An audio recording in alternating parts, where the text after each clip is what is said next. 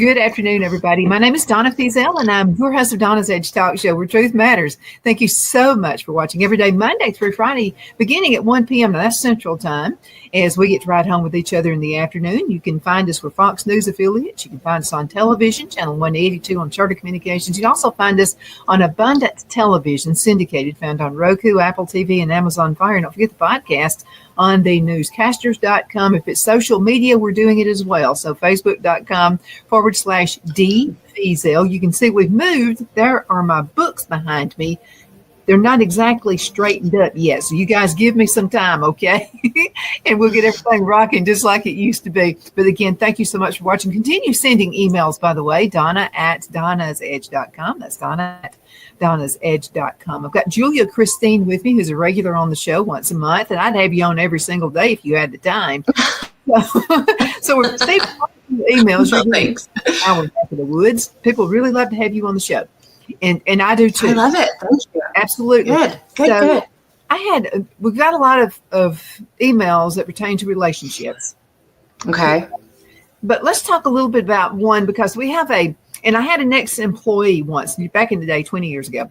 And so it was a breakup and they were living together. And so they actually had 2 dogs together, and they actually split the dogs, and they had joint custody of the dogs. And I know a lot of people may think that's weird, but I think it's kind of cool, because I'm a pet person. I mean, my buddy, we were separated from Buddy 2 weeks moving up here to the Carolinas. And so we get him back on Thursday, and I'm so excited to be with Buddy, because he's part of our strength, and he's absolutely part of the family. So we had another email brought in, Julia, and this one was almost the same thing. However, she's hoping they can get back together because of the dogs. Okay. Is there more to this? I mean, what do you say? I mean, I would say absolutely. First of all, the joint custody thing makes a lot of sense. Pets become our family. And I have had pets pretty much my whole life. And they feel like children. I mean, I say they feel like children, but like it's when an animal is sick or something and you don't know what to do to help them, it's literally feels like you have an infant where like they won't stop crying, and that there's nothing else you can do. You're doing everything you can for them, and they have to you wish they could just tell you what was going on. And the same thing is true for your animals. And I feel like I was telling you this earlier, I think it's really important to talk to your animals as if they were humans, because they understand so much more than we realize, and to keep them a part of your life. So if you are going through a breakup, your animal, and especially if there are 2 animals that are now going to be separated, you've got to talk to your animals about what's going on, and you've got to make sure that they understand, because they're going to grieve that person and those other animals as well. If you've ever had 2 animals and one of them passes on, then the animal that's left grieves the loss of that other animal. And so it's really important to make sure that you're communicating with them, and make sure that, you give them the love that you are needing in your grief as well, and you get through it together. And that is one of the reasons you have them, is because of that partnership. As far as getting back together for an animal, I don't think that's necessarily the wisest reason to get back together with someone that you've broken up with. Obviously, I don't know the specific circumstances, but in my head, I instantly go to couples who stay together because of their children, which I also don't think is advisable, or getting back together for their children.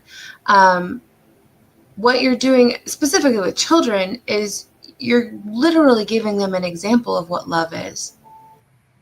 If you're unhappy in your love, then you're showing children that that's all they have. That's all that's what love is, or that's what, that they need to sacrifice what they want. And you know what I mean? And their love, and be treated a certain way, or, that they're not valuable enough to have the love that they deserve and desire. You're literally living that example for those children. Now with dogs and stuff, that's a little bit different, because dogs are going to love unconditionally, regardless of what example you're showing them. And so, and that's the beauty of a dog, or one of them, in my opinion. You know what? Dogs could care less whether you have makeup on. They don't care. I mean, they that's love the you. Unconditionality of it. Absolutely. Absolutely. As far as, like I said, getting back together for the dog, I would question that, and I would actually encourage whoever wrote that in to take a breath. You know me, I'm always going to go back to the breath. Take a breath and sit down and do what I call take a 50,000 foot view of that. And like, imagine yourself like pull back like a camera in a movie where you see like the park around the person sitting on the park bench, and imagine watching yourself from a camera and like really take a look at what that's about. Is it really about the dogs? Is it, you know what I mean? Like, where is that coming from? And not in a judgmental way. You know me, I'm not a judgment. I don't believe in judgment at all. It's just to get curious about that. Where is that coming from? Why is that more important than what I want or deserve in a relationship? And why am I prioritizing the fact that my dog is sad that my partner's gone over how I feel about my partner being gone? Is this the healthiest thing for me to do? And my dog and I will get over it or move forward through it. Or is it, you know what I mean? Or actually we actually can work this out, or whatever it is. Again, I don't know the circumstances, but I would actually just encourage that person to just take a minute and really look at what it is that, you know, are you valuing your animal's happiness over your own? And that's interesting. Are you valuing your partner's happiness over your own? What do you really want? What were the terms of the breakup anyway?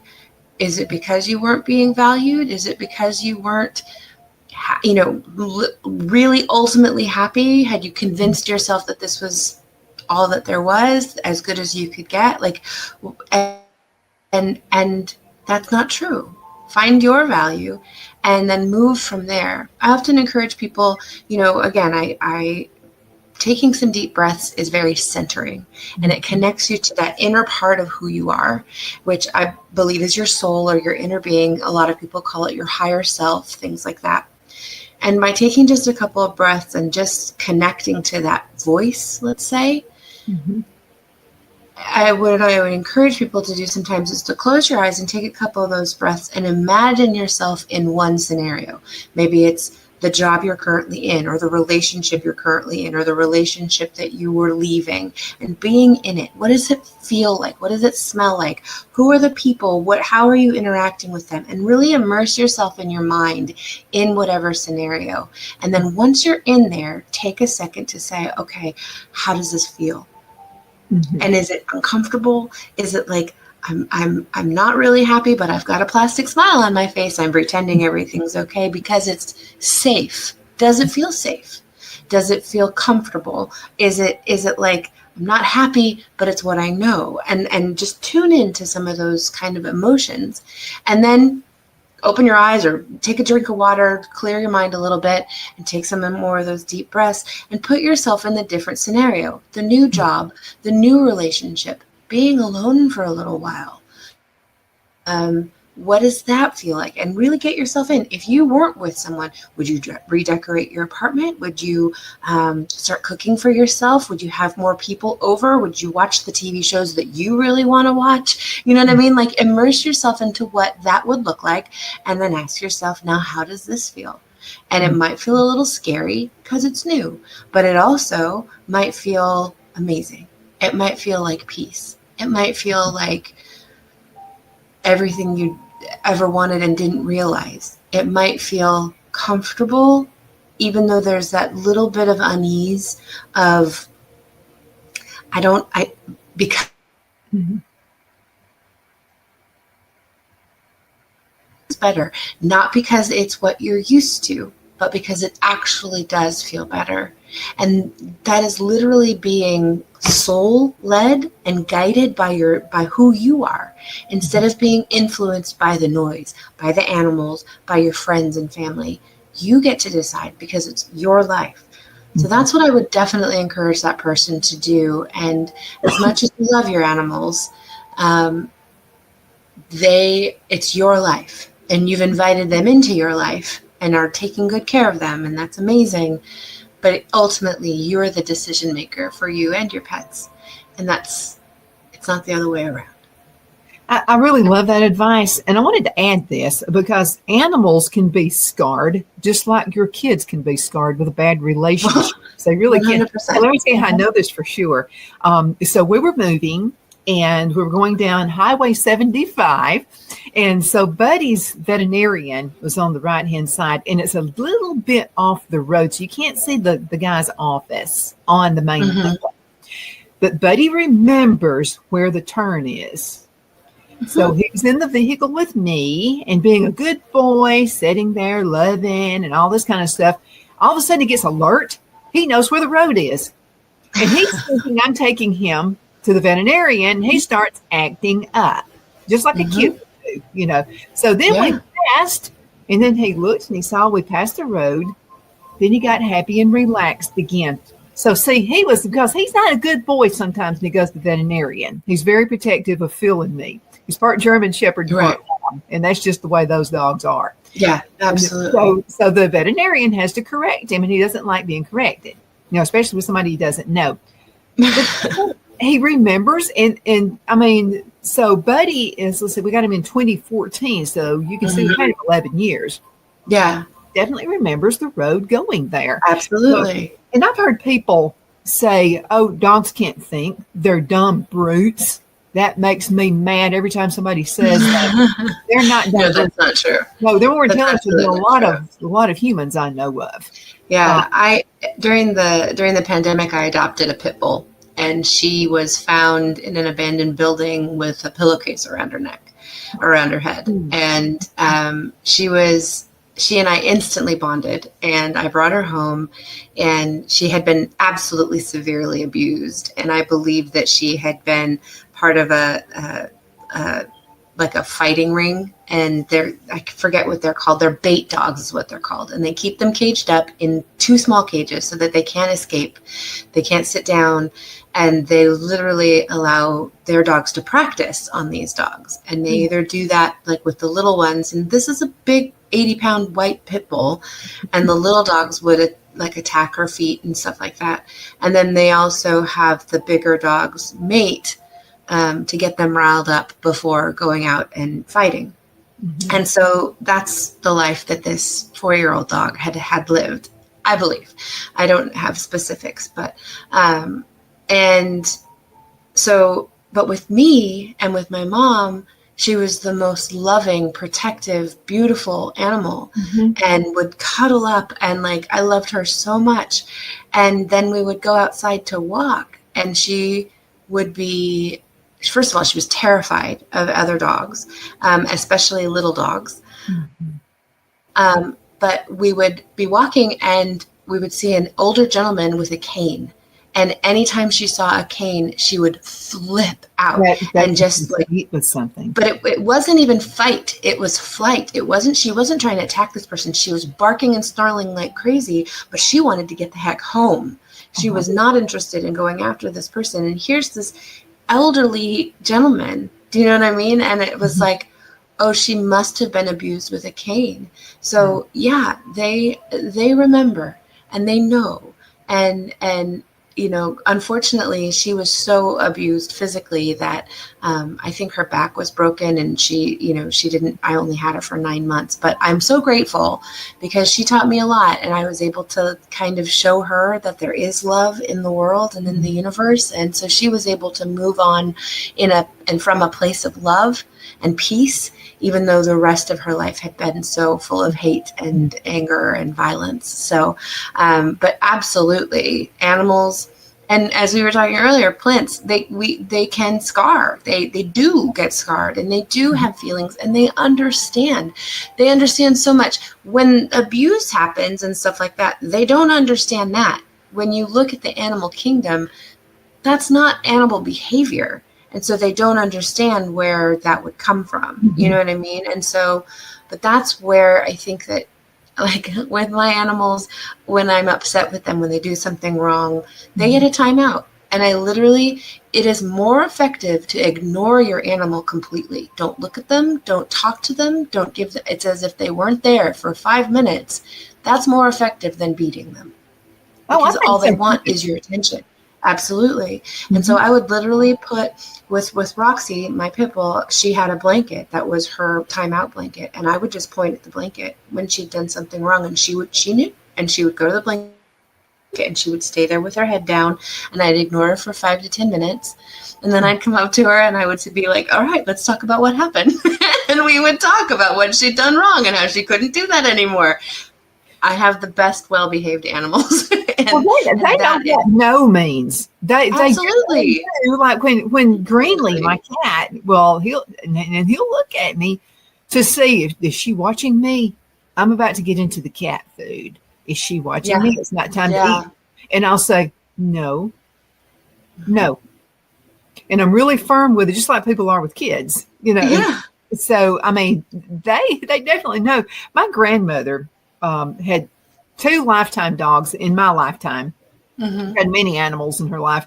One was, his name was Shorty, and then another one was Butterball, and she fed these dogs all the time. So when my grandmother passed away, Butterball missed her, and so every time we would go, my granddad was still around. Of course, he mourned himself to death. They had a great relationship, and he just mourned himself to death. And so I would go to Granddad, see Granddad. And so Butterball would jump up on the chair and look out the window.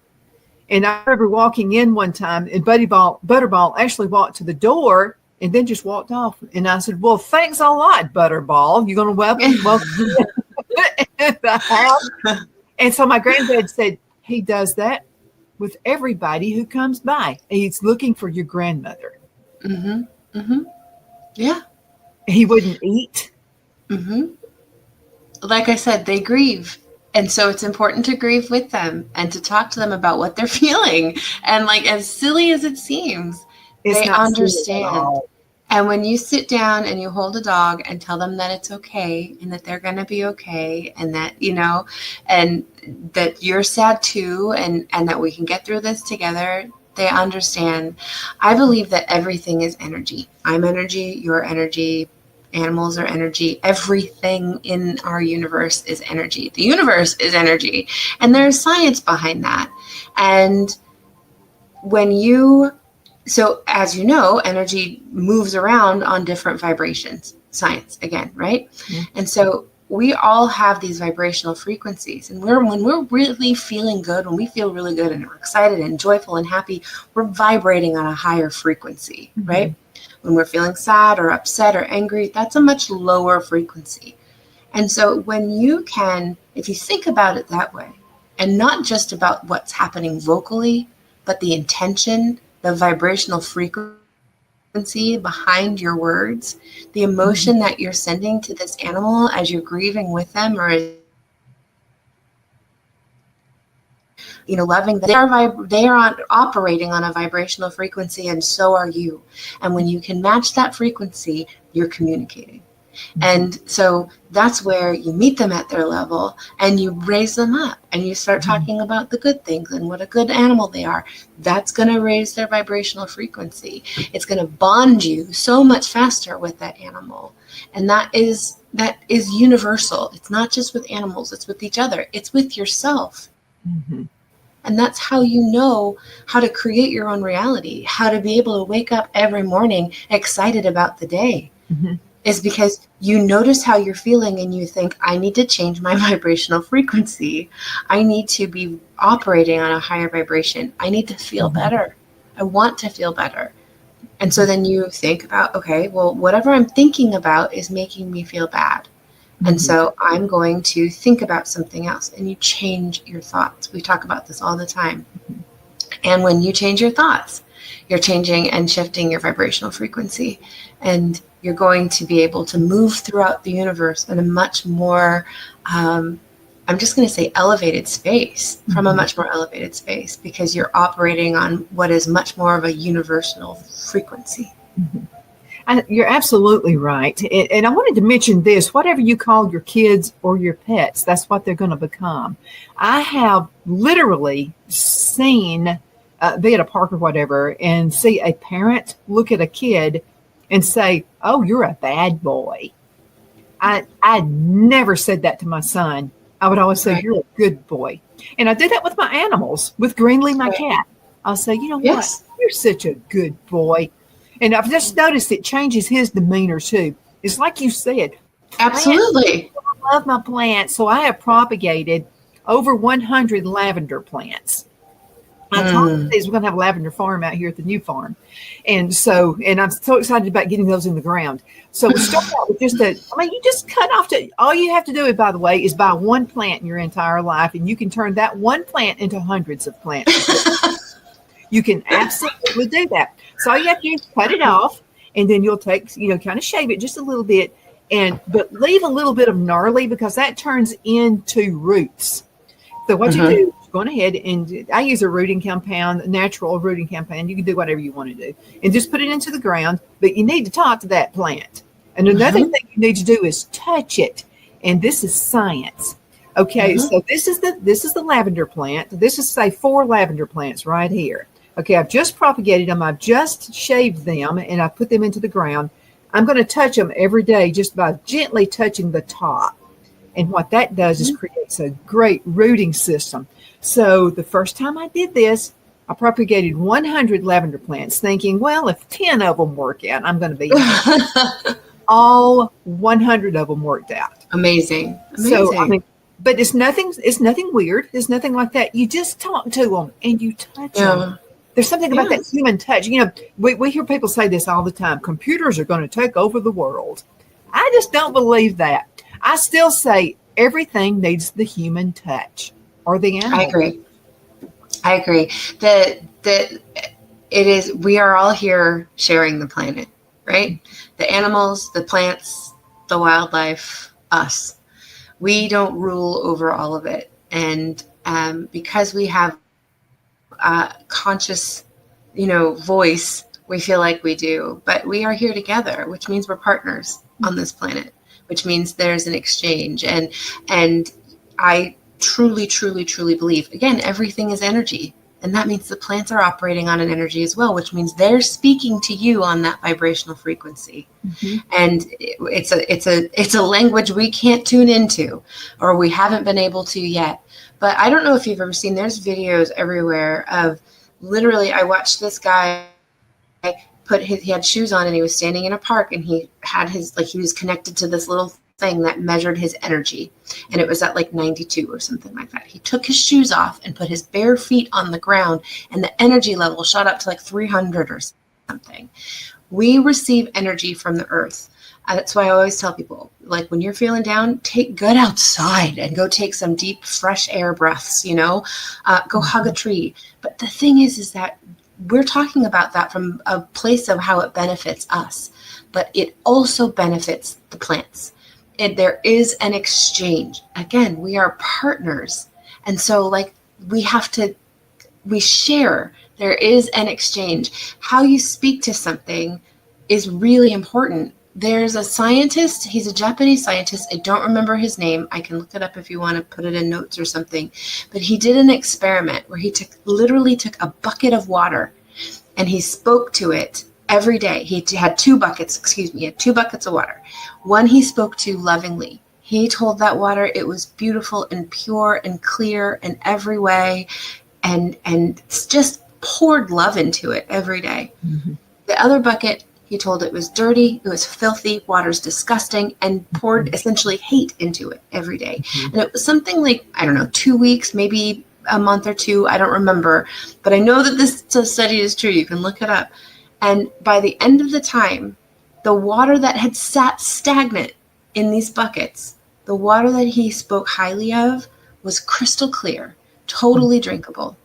The water that he spoke hate into was murky and dark and disgusting.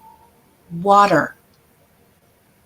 Our words, and more than our words, our intentions, our meaning behind it, the vibrational frequencies of what we're saying affect everything.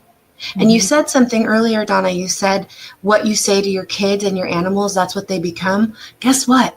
That's true for us too.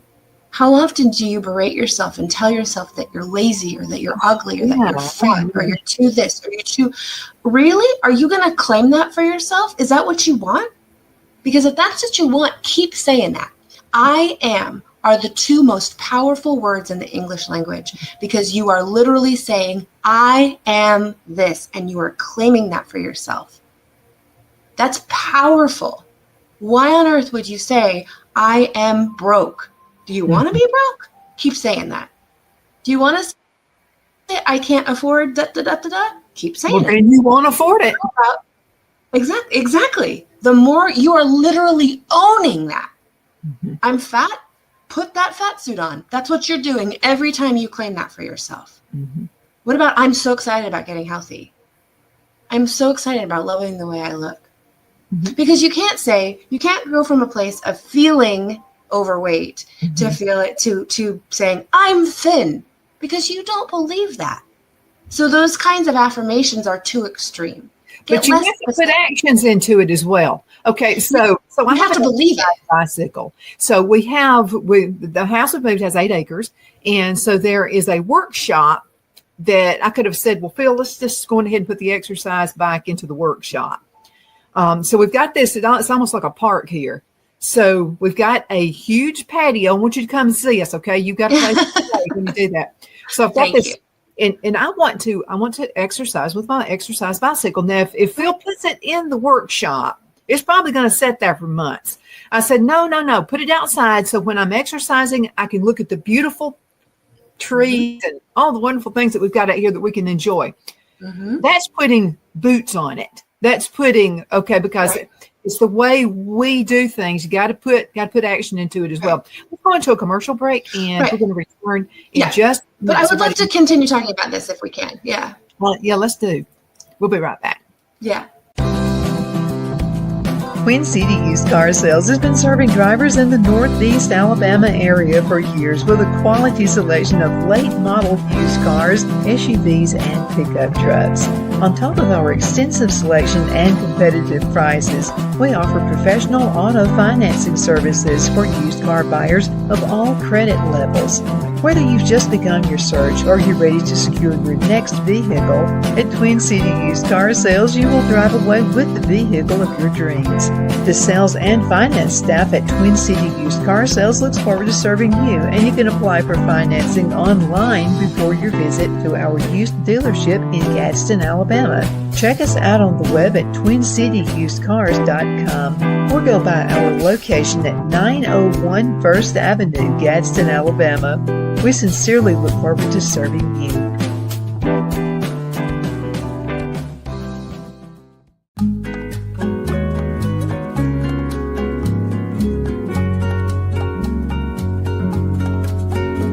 At Lamone's Mexican Restaurant, located in Henniger, Alabama, and voted Best Mexican Restaurant of DeKalb County, Alabama 2020, we're here to serve you with authentic Mexican cuisine. Order easily online by going to lamonsmex.com or call 256-657-3999 to place your order. We're open Sunday through Thursday, 11 a.m. to 9 p.m., and Friday and Saturday, 11 a.m. to 10 p.m. Whether you're celebrating a cozy date night for two or a celebration for a crowd, at Lamone's you'll love our atmosphere and friendly servers. Thank you for dining with Lamone's Mexican Restaurant.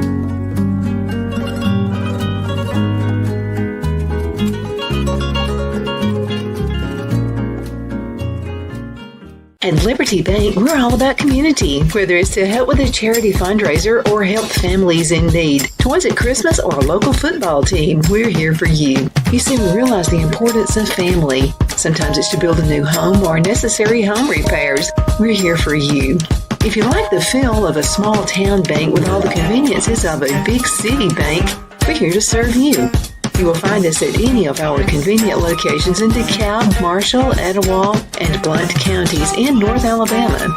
You can call and speak with any of our friendly staff at 256-659-2175 or check us out on the web at libertybankal.com. And thank you for your support of our community.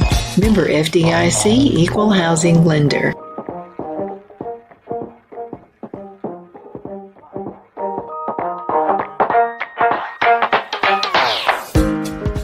Because of your overwhelming support, our 1488 MyPillow has been one of the biggest sales in MyPillow history. I couldn't think of a better way to say thank you than to extend our wholesale pricing through Christmas.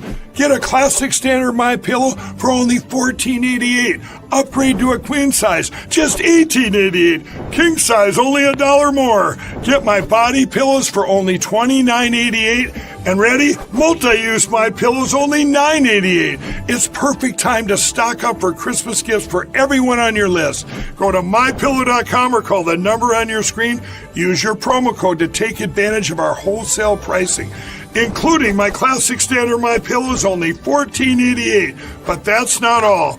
I'm so confident you're going to love our classic MyPillows that I'm going to extend my 60-day money-back guarantee until March 1st, 2025. Plus, orders over $75 ship absolutely free.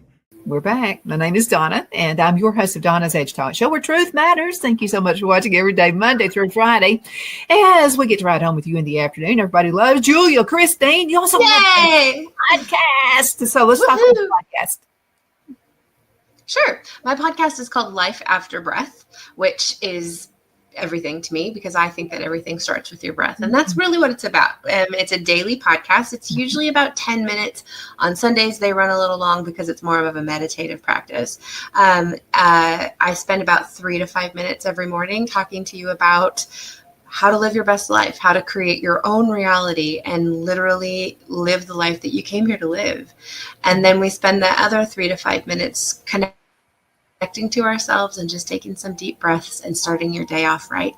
And I love it. It's doing really well. We're going on a 1.5 years of every single day. And then I also have my websites up and I'm super excited about that. And that is juliachristinehealer.com. And that's where you can go to find me and work with me individually.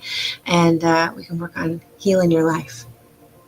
You know something, we've been talking and very good conversation. I want to thank everybody for sending emails in about your pets, about your plants, about whatever.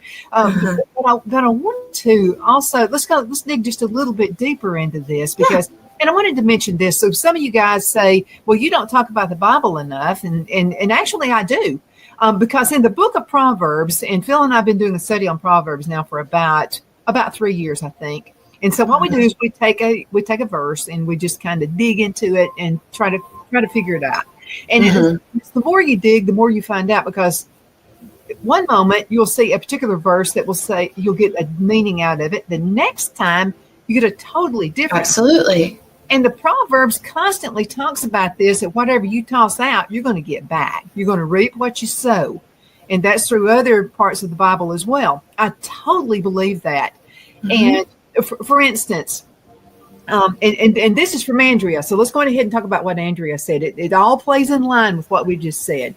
She said, sometimes I can't help it. I wake up in the morning and I'm just in a bad mood.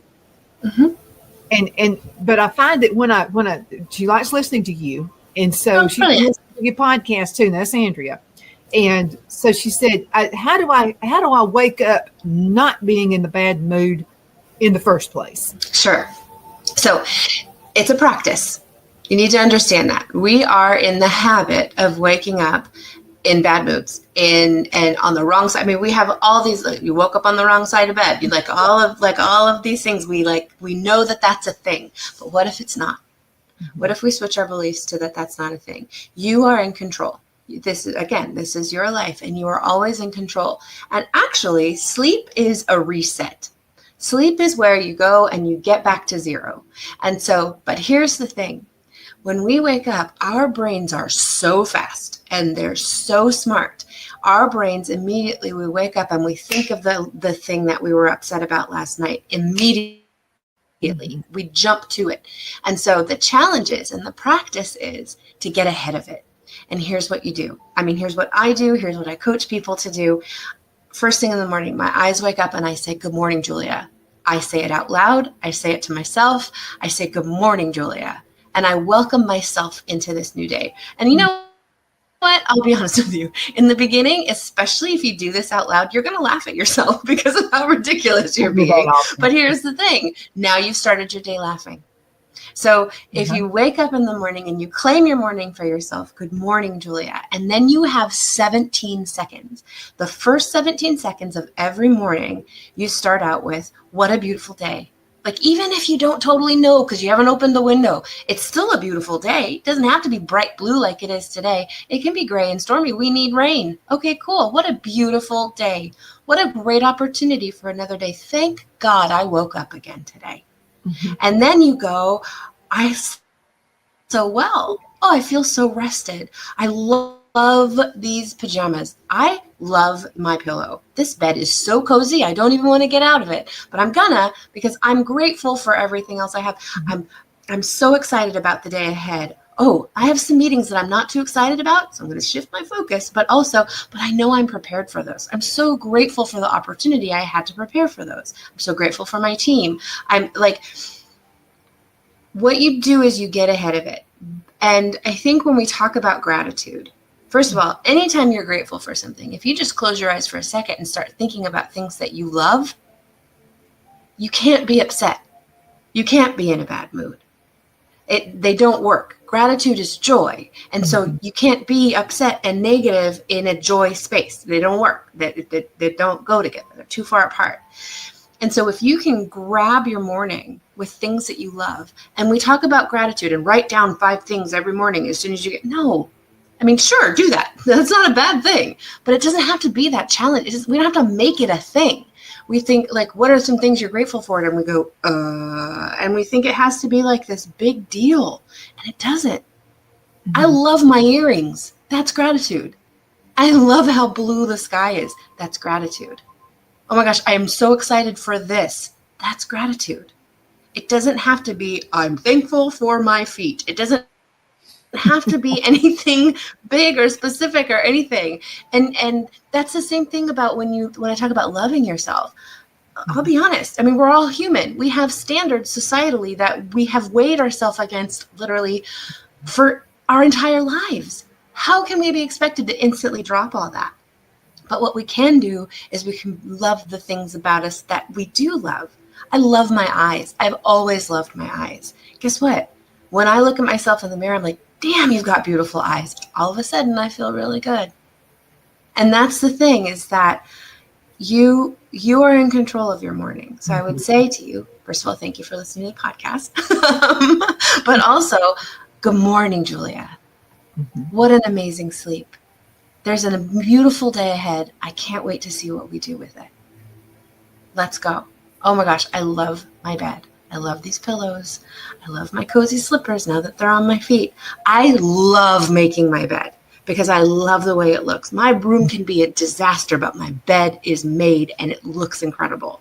And also, if I get nothing else done that day, I've made my bed and I feel really good about it. And as silly as that seems, it seems like nothing. I promise. And once you get started, just 17 seconds of how great you feel about, and maybe you don't feel great. Maybe you didn't sleep well. Cool. Don't say I'm so grateful for a good night's sleep. I'm so grateful I get another opportunity to try to do that better. You know what I mean? Like there's ways. What I was starting to say earlier was that you've got to make sure that if you're going to say these things, and whether they're affirmations or gratitudes or whatever, that you believe them. Because that's where the power is. And so if instead of saying specific, I love my body, maybe you don't believe that. Maybe there are parts of your body that you don't love. So then let's be a little bit more broad. I can't wait till I love my entire body the way I love my eyes. That's true. I believe that. I noticed your eyes as well. You do have beautiful. Thank you. Beautiful eyes. I shouldn't have said my eyes, but you know what I mean? There are things that you love about yourself. Too. So look, thank you. But literally, like, those are things. Don't be so specific. If you don't love your body, don't say you love your body so that you will. Because you won't, because you don't believe it. So say something more specific, less specific, more general, and then get excited about that thing. I can't wait. Oh my gosh, my eyes are incredible. What if I liked my whole body that way? I believe that that's possible. oh my goodness. And now all of a sudden, and if it doesn't feel believable, go broader.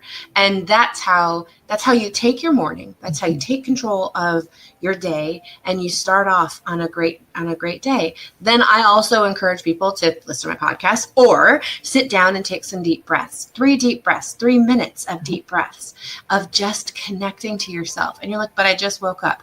Great. But did you wake up feeling full of peace and connected to your inner being? Probably not. And so we take those 3 minutes of just stillness, and it empowers you for your day.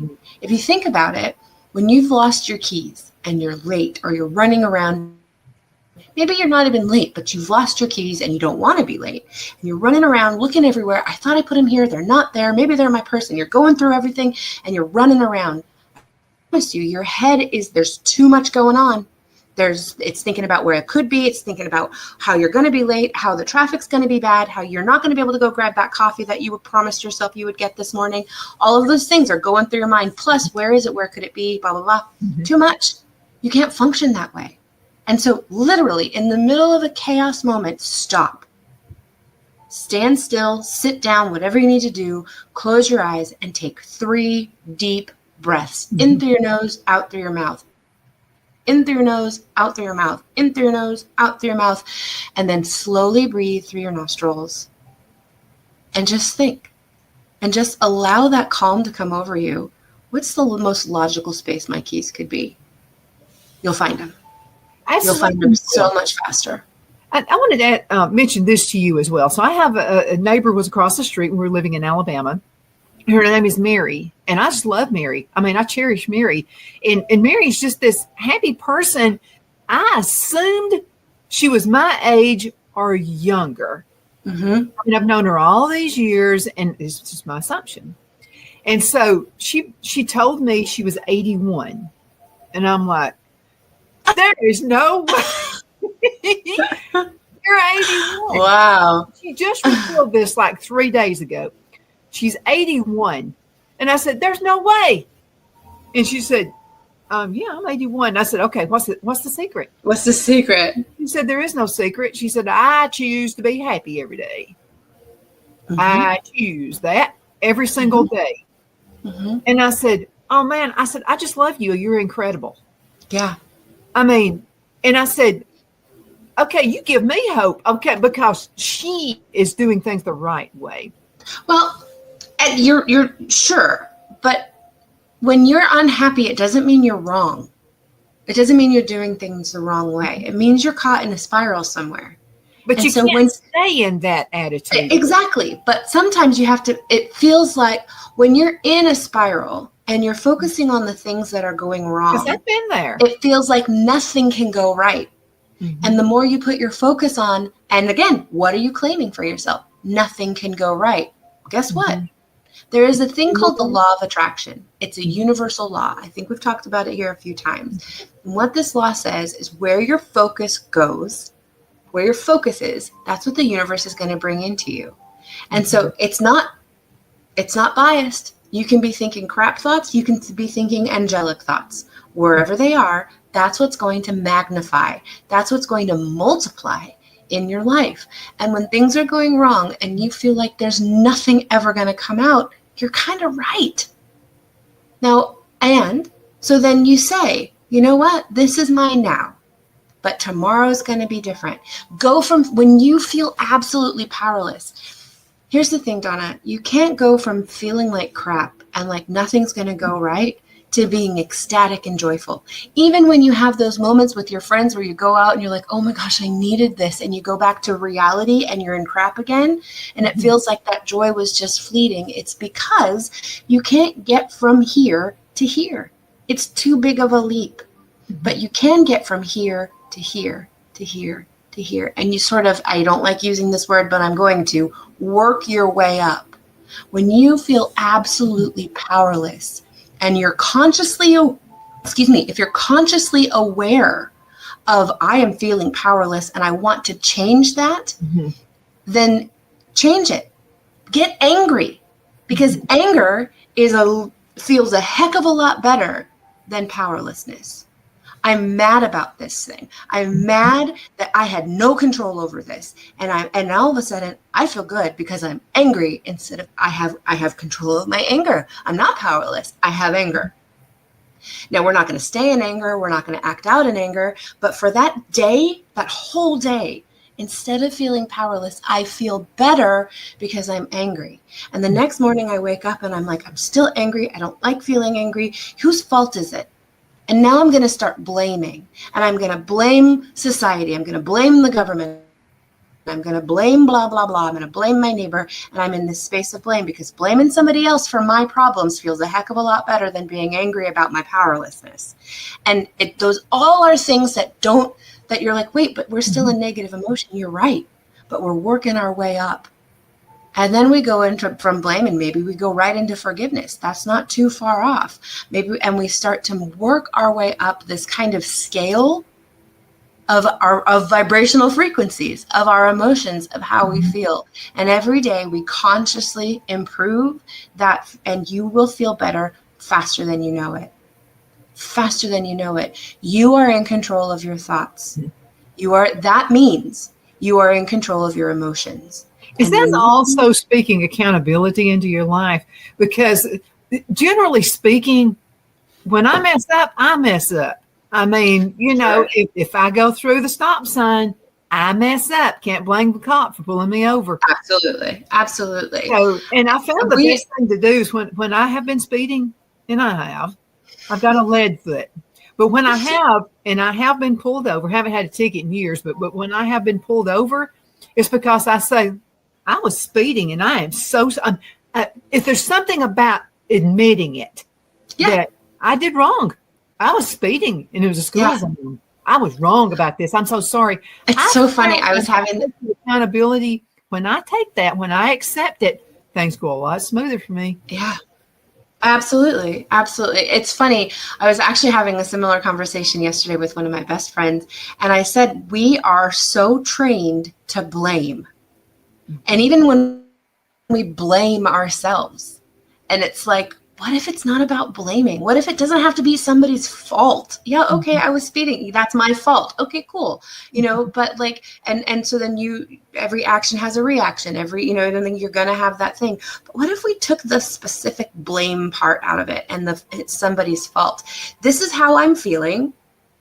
I'm in control of my feelings.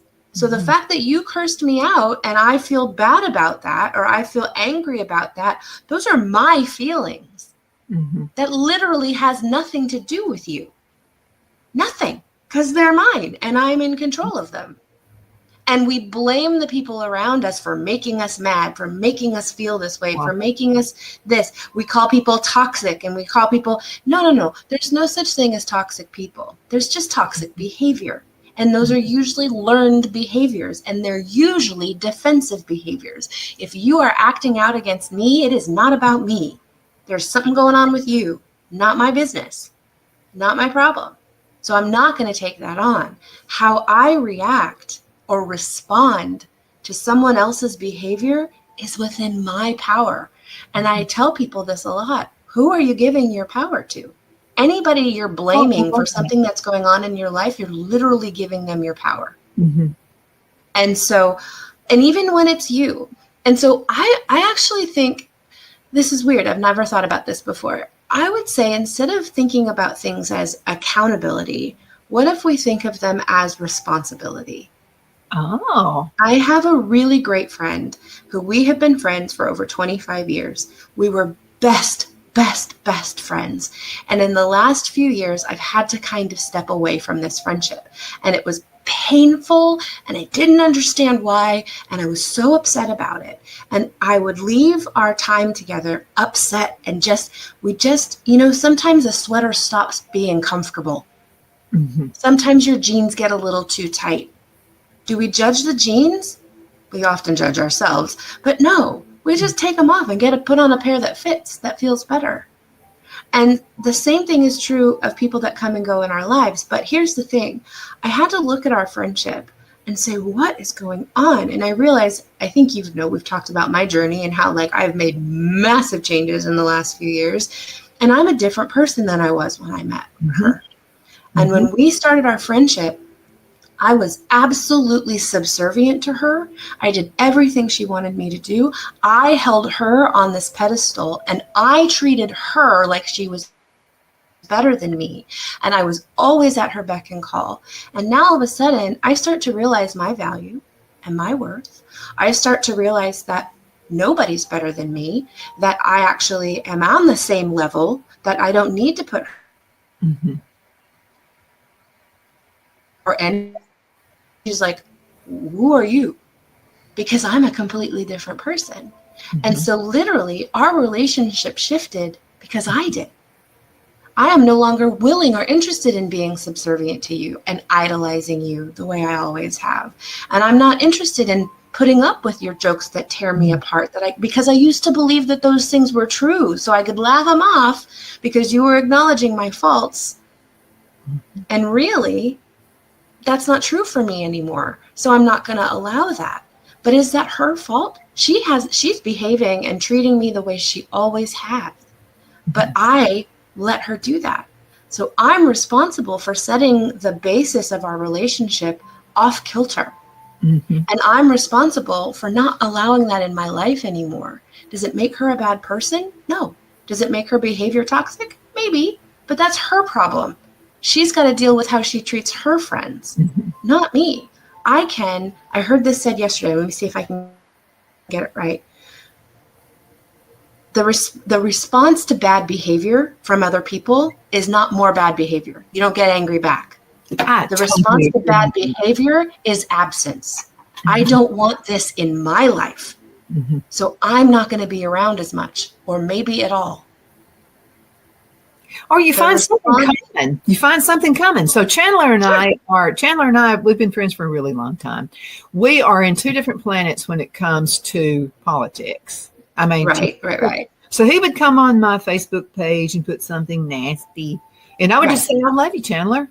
I'm not going to argue with you because I don't see the point. He's never going to see my way. I'm never going to see his way." So now what I do, we are both avid gardeners. Gardeners, that's right. I remember you talking about that. Yeah, Chandler's like the best gardener ever. As a matter of fact, I have learned so much from him. He's the one who said, you can go out and you can eat stuff out of your as long as you don't put chemicals on your garden, stuff like that. Yeah. He said you can make dandelion tea, and you can do wine, you can do dandelion, everything. And dandelions are so good for you. And this dandelion is so good for you. Years ago when he said this, and I'm looking at him like, are you insane? No. And I said, what about a dog, on it, like that? And you wash it. Yeah. That's all you had to do. So I have learned so much from him. So this is what he did. He goes on my Facebook page, and he's Chandler, I know you watch. And I value our friendship. I really do. I've learned so much from you that I would never learn from any textbook on gardening. Yeah. And so this guy gave me some purple tomato seeds. I love purple tomatoes. I love tomatoes, so it doesn't matter what color they are. All into it. So he gives those seeds to me for 13, 14 years ago, and I still got them. And he said, this is what you can do. He said, off of all you need is one tomato. And then you can save the seeds from this one tomato. You'll never have to buy seeds again, and it's going to be heirloom. He said, this has no chemical in it. This has no nothing in it. I value that. Yeah. Guys feeding me, not by, buying me, lunch or anything like that. But he gave me a little packet of seeds, and I'm still benefiting from that little packet of seeds 14 years ago. You can always, I don't care who it is, you can always find a common ground. Absolutely. And like you've been telling us all these podcasts, you've been telling us that it's not you, it's not a personal thing. People are just raised a different way. Now, my sister's a little different than I am. So my sister, I forgive her for everything. And let me tell you why. She's a lot younger than I am. She's 8 years younger than I am. When my parents got a divorce, finally got one, I was out on my own. So it didn't affect me like it did her. She actually lived with mother. And I can only imagine what it was like living with mother during that divorce time. Right. I can't hate her. I just can't, no matter what she does. So I call them flying monkeys, people who want to start something between you and someone else. Right. So this woman, and she's a preacher's wife, by the way, kind of shocked me. So she asked me if she's human.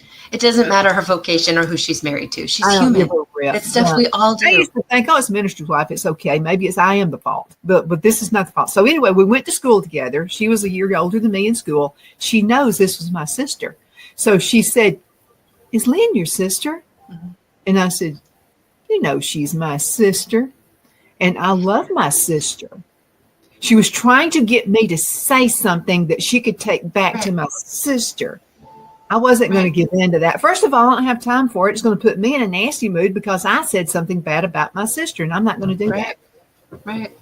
So the thing is that is not, again, it all comes down to it not being about you. That's her trying to fill some sort of void within her life. Like, I have a friend and I love her dearly. I will never tell her anything because I know that she's not going to keep it to herself. It's who she is. And so I'm very careful about what I say.